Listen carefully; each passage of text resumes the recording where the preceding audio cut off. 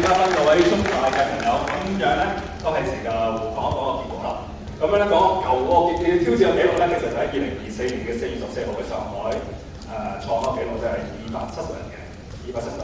咁樣咧今次呢個記錄咧，我哋先講線下先啦。線下咧參與人數咧係有200人嘅。咁咧被 DQ 嘅人數有4個。咁佢哋主要係冇 follow 啦，同埋有兩個係冇停都冇做嘅。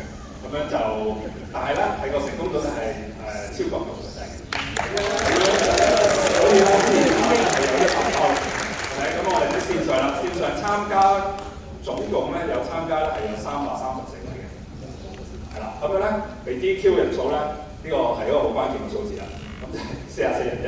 咁所以咧有290人成功，咁加埋咧其實咧就係400萬，咁啊係成功挑戰嘅。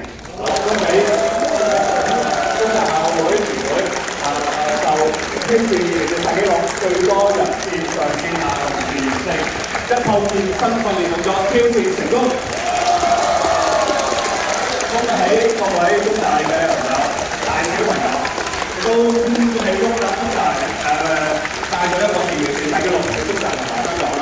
咁啊預祝全運會香港成功。咁我有個獎狀會交翻俾